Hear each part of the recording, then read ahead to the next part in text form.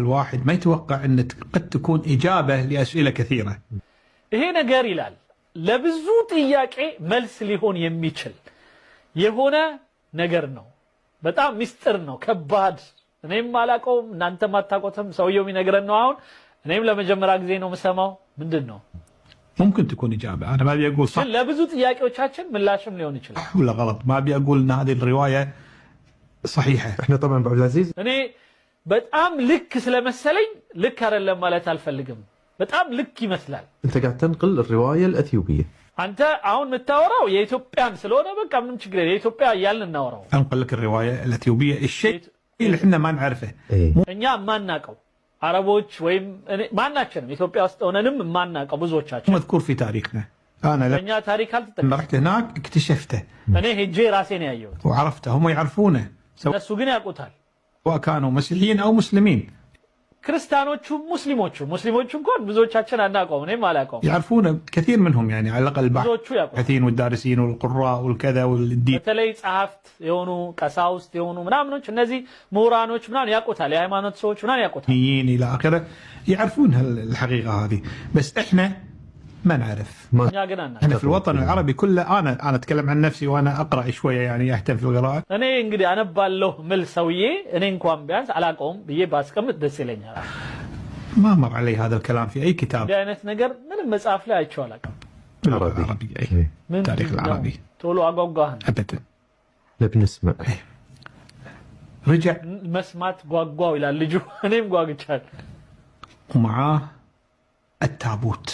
ይዞት የተመለሰው ታቦት ነው ይላል። የሰለሞን ልጅ ወይም ሱለይማን ከሰለሞን አባቱ ወይም ከሱለይማን አለይሂ ሰላም በእኛ እምነት ነብይ ስለሆነ ይዞ የተመለሰው ምንድነው? ታቦት ነው። መቼም ነብዩላህ ሱለይማንን ነብይ ነው ማለት ከሙስሊም በጣም ላይከብድ ይገባል። ምክንያቱም በየሜዳው በየመንገዱ እየወጣ ነብይ ነኝ እያለ የሚያወራብን በስቷል። ባሁኑ ሁሉም ነብይ ነኝ እያለ አይደል? አሁን አዲስ አበባ በተለይ በጣም በዛ። ኢትዮጵያ شنو التابوت؟ ምንድነው ታቦት? تابوت قصة ربانية. ይሄ የጌታችን አላህም ታሪክ አለ ታቦት የሚለው ጉዳይ ላይ قصة مذكورة بالقرآن الكريم. በቁርአን ላይ የተጠቀሰ አለ። በቃላችን ሁላችን ብዙዎቻችን ቁርአን የቀራን የሐፈዘን ሰዎች ምናቀው قصة لا يمكن أن نقول إن ما في شيء اسمه التابوت. ታቦት የሚባል የለም የሚል አማኝ ሰው ሊኖር አይችልም፣ ከእስልምናውም ከክርስቲያኑም። احنا نسميه تابوت العهد. እኛ የቃል ታቦት እንለዋለን። የሚስጥረ ታቦት ማለት ነው። ሚስጥር ውስጡ የያዘ ወይም ቃል ውስጡ ተጽፎ ያለበት የያዘ المسلمين. ሙስሊሞች واظن الانجليز والاوروبيين يسمون عندهم ايضا موجود في تاريخهم في كتبهم በፈረንጆቹም ጋር አለ መጽሐፎቻቸው ጋር ምናምን ተጠቅሷል። الدينية موجود يسمونه the Ark of Covenant. Ark of Covenant ይሉታል። وبالاثيوبي يسمونه التابوت. በኢትዮጵያ ግን ታቦት ነው የምንለው። በአረብኛው ታቡት ነው። ታቦት እና ታቡት አንድ አይነት ነው። ብናወራው ስለ አንድ ጉዳይ ነው። باللغة الأثيوبية በኢትዮጵያ ቋንቋ وهو مذكور التابوت في القرآن. مذكور በቁርአን ላይ ታቦት ተጠቅሷል ይላል። እሱ ስም አያውቀውም ማለት ነው። ኦኬ አለ። الآية تقول التابوت ቁርአን ላይ فيه سكينة من فيه سكينة መረጋጋትን የሚሰጥ ማለትም ውስጡ እርጋታ ያለው መልእክት ያለበት ربكم ከጌታችሁ የመጣ وبقية مما ترك آل موسى وآل هارون. የሙሳ ቤተሰቦችና የሃሩን ቤተሰቦች ሲዋረድ በውርስ የመጣ ይላል ቁርአኑ ላይ። تحمله الملائكة. መላእክቶች የሚሸከሙት የሆነ ወይም መልአኮች إذن التابوت حقيقة. ስለዚህ ታቡት የሚለው እውነታ ነው حسب الرواية القرآنية. በቁርአኑ መሰረት حقيقة ما نشك فيها. ምንም የምንጠራጠረው ነገር አይደለም ታቡት የሚለው ነገር።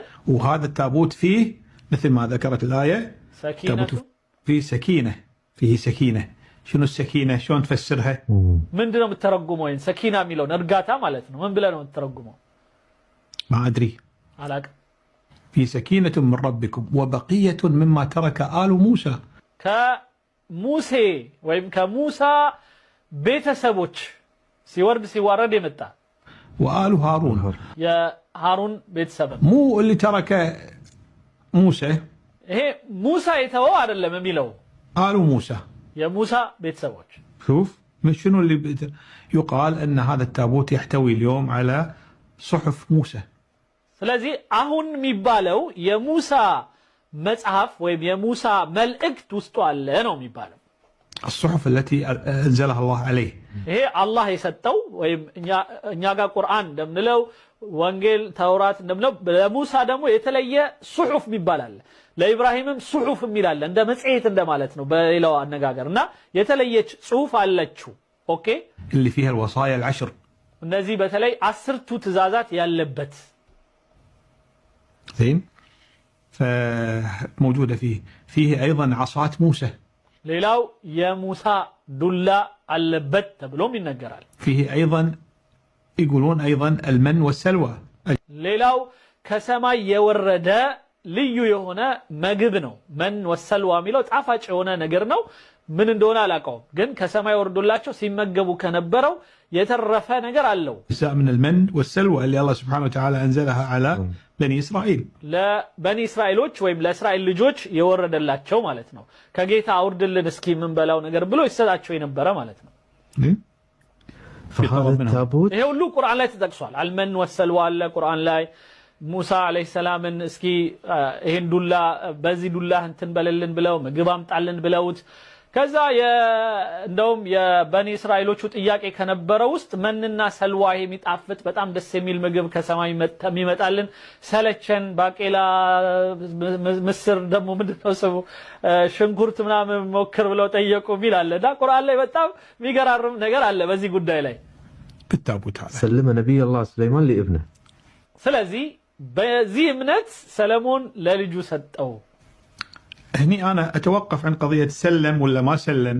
من ሰጠው ወይ ሰጠው አልሰጠው የሚለውን እንተውና ለጊዜው شلون انتقل؟ أنا أستخدم كلمة انتقل. እኔ ሚሻለኝ ተሸጋገረ የሚለው ነው لأن في اختلافات في الروايات إنه هذا لا ما سلم أن أخذاه ما يدري شيء من القبيل هذا. ምክንያቱም አንዳንድ እዛው መጽሐፍ ላይ የተለያዩ አስተያየቶች ስላሉ ሰጥቶታል አቀብሎታል በኋላ ሰጥቶታል ብዙ ነገር የሚባል ነገር ስላለ فأنا ما أبي أدش في التفاصيل هذه ما تهمني. اللي يهمني أنا أن حسب الرواية الأثيوبية انتقل التابوت.